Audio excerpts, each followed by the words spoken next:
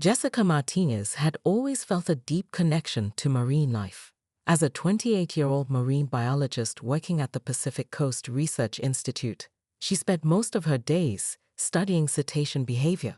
But among all the magnificent creatures she worked with, there was one that held a special place in her heart: Una, a young orca who had been rescued as a calf and raised at the facility. Una wasn't just any orca. She had been found orphaned and injured off the coast of Alaska 3 years ago, barely surviving after what appeared to be a ship strike that had separated her from her pod. Jessica had been part of the rescue team, and from the moment she first saw the frightened calf, she knew their bond would be extraordinary. What made Una unique wasn't just her remarkable intelligence, though she was certainly among the smartest orcas Jessica had ever worked with. It was her unusual behavior around humans. Unlike other orcas at the facility, Una seemed to genuinely seek out human companionship. She would position herself at the edge of her pool whenever Jessica approached, making soft vocalizations that the research team had never heard from other orcas. Dr. Sarah Chen, the facility's head researcher, had initially been concerned about Una's attachment to Jessica. "We need to maintain professional boundaries," she had warned. "These are wild animals, no matter how domesticated they might seem." But even Dr. Chen couldn't deny the remarkable progress Una had made under Jessica's care. Jessica's daily routine with Una had become almost ritualistic. Every morning at 7 a.m., she would arrive at the facility and head straight to Una's enclosure. The orca would be waiting, her massive form gliding gracefully through the crystal-clear water. Jessica would sit on the platform edge, her feet dangling in the water, and Una would approach slowly, allowing Jessica to touch her rostrum. These moments were magical. Una's skin felt like smooth rubber, warm and alive beneath Jessica's palm. The orca would close her eyes, seeming to relish the contact. Sometimes Una would roll onto her side, exposing her white belly, and Jessica would gently stroke the sensitive area. The trust between them was absolute. The other staff members often joked that Jessica and Una could communicate telepathically. There seemed to be an unspoken understanding between them. When Jessica felt stressed or sad, Una would become more gentle and affectionate. When Jessica was excited about a new research development, Una would become playful, leaping, and splashing in ways that never failed to make Jessica laugh. But it wasn't just emotional connection that made their relationship special. Una had learned to respond to Jessica's research cues faster and more accurately than she did with any other trainer. Complex behavioral studies that typically took months to complete were accomplished in weeks, when Jessica was the primary researcher. The facility's security cameras captured every interaction, creating an extensive video archive of their relationship. These recordings would later become crucial evidence, though no one could have predicted the events that were about to unfold. As autumn approached, Jessica noticed subtle changes in Una's behavior. The orca seemed more restless, spending longer periods swimming in repetitive patterns around her enclosure. Her appetite had decreased slightly, and she appeared to be more vocal during the night hours. Jessica documented these observations carefully, wondering if Una was experiencing some form of seasonal depression or if her maternal instincts were beginning to emerge.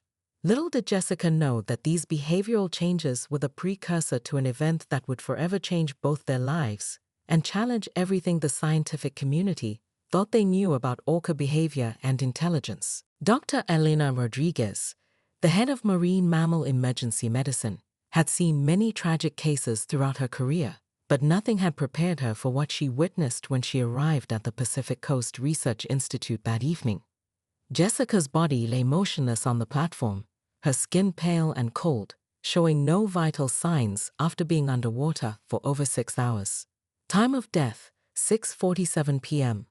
Dr. Rodriguez announced solemnly, after exhausting all resuscitation efforts. The gathered staff members stood in stunned silence, many of them in tears. Una, meanwhile, remained at the pool's edge, her large eye fixed on Jessica's still form, emitting low-frequency vocalizations that the facility's hydrophones had never recorded before. But then, something unprecedented occurred. As the medical team began to prepare Jessica's body for transport, Una suddenly became agitated. The orca began producing a series of complex vocalizations, so intense and varied that the facility's sound equipment nearly overloaded. Dr. Chen later described it as the most sophisticated acoustic display I've ever heard from any cetacean. The sounds Luna was making weren't random.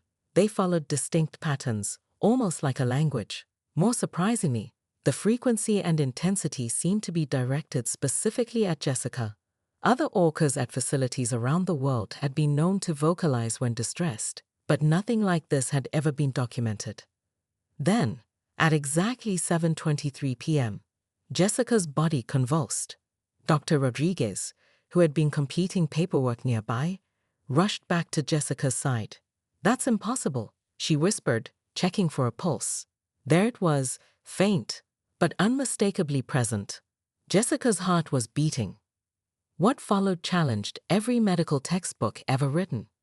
Jessica's body began showing signs of life that should have been impossible after such prolonged submersion.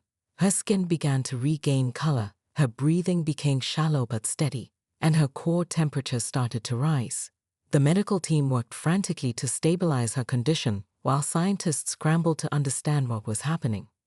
Dr. Chen had the presence of mind to continue recording Luna's vocalizations, suspecting they might be connected to Jessica's miraculous recovery. Over the next 48 hours, Jessica's condition continued to improve in ways that defied medical explanation. Brain scans showed no signs of the severe damage typically associated with prolonged oxygen deprivation. Her organs were functioning normally, and she showed no signs of the infections that should have resulted from prolonged submersion. When Jessica finally regained consciousness, her first words were not about her near-death experience, but about Luna. "Is she okay?" Jessica whispered, her voice hoarse but clear.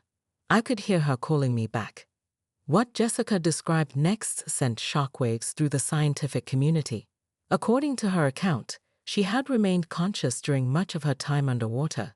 Luna hadn't been trying to kill her. The orca had been sharing her breath. "She would push air into my lungs," Jessica explained to the amazed medical team. "I don't know how, but she kept me alive down there. And when I started to fade, she brought me back up." Marine biologists worldwide struggled to understand how this could be possible. Orcas are indeed capable of sharing air with their young. But the mechanism Jessica described had never been documented between different species.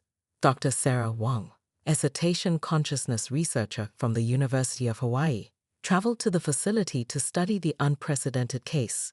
Her analysis of the security footage revealed something extraordinary. Luna's behavior underwater showed clear signs of deliberate medical intervention. The orca had been monitoring Jessica's condition and adjusting her actions accordingly. "This isn't just intelligence," Dr. Wang concluded. "This is evidence of interspecies medical knowledge that we're only beginning to understand."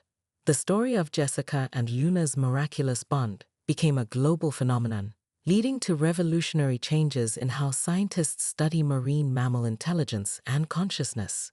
The footage from the incident, initially viewed as a tragic attack, was reanalyzed and revealed to be documentation of perhaps the most sophisticated interspecies rescue ever recorded. Jessica made a full recovery and returned to work at the facility, though her relationship with Luna evolved into something even more extraordinary.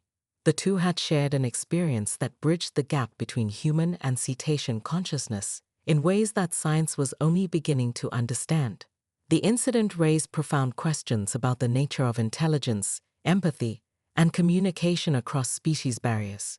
Luna's actions suggested not just emotional intelligence, but medical knowledge and decision-making capabilities that challenged fundamental assumptions about animal consciousness. October 15th started like any other day at the Pacific Coast Research Institute.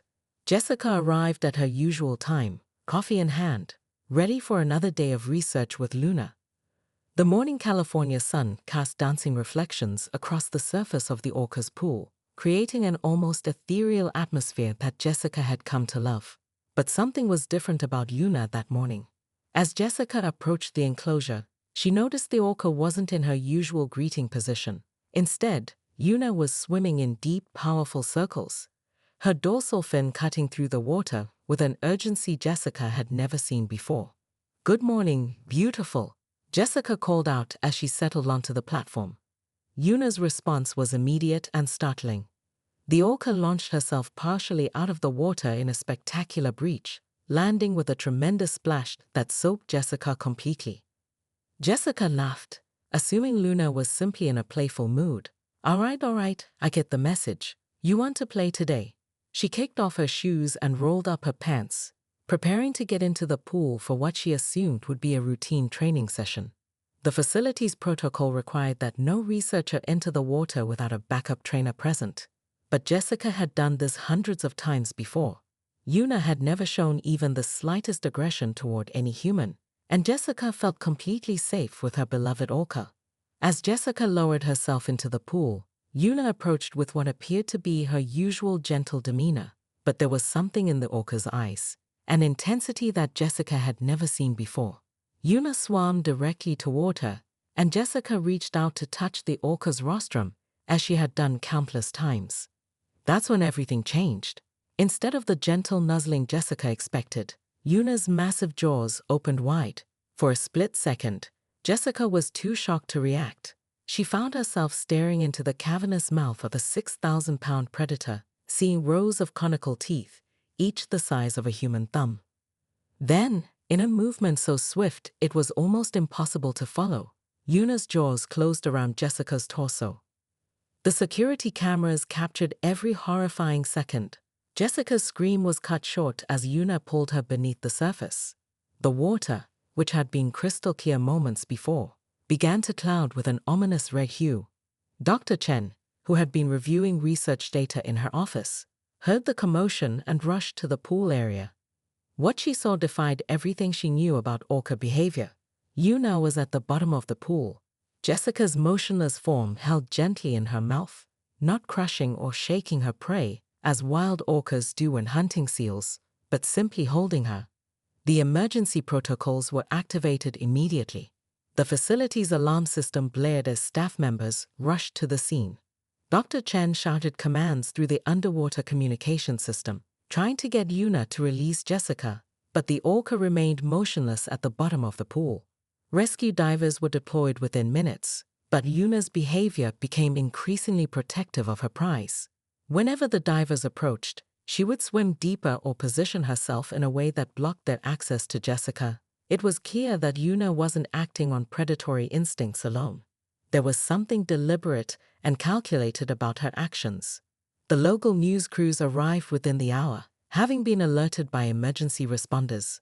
The story spread like wildfire across social media. Marine biologist eaten alive by beloved orca. The footage from the security cameras, though graphic, was broadcast worldwide, sparking intense debate about the ethics of keeping orcas in captivity and the inherent dangers of working with apex predators. For 6 agonizing hours, Yuna remained at the bottom of the pool with Jessica. Various rescue attempts were made, from using food to distract Luna to employing underwater nets, but nothing worked. The orca seemed determined to keep Jessica with her, treating the human's body with an almost reverent care that baffled marine biologists around the world. As the sun began to set, something extraordinary happened. Yuna, who had been motionless for hours, suddenly began to swim upward, still carrying Jessica. She surfaced at the far end of the pool, and to everyone's amazement, gently deposited Jessica's body on the platform. The medical team rushed forward, but it was clear that Jessica showed no signs of life. She had been underwater for far too long. As the paramedics began their futile resuscitation attempts, Yuna remained at the pool's edge, watching with what could only be described as mournful eyes. But the story was far from over. What happened next would challenge everything the scientific community thought they understood about consciousness, intelligence, and the mysterious bond between humans and marine mammals.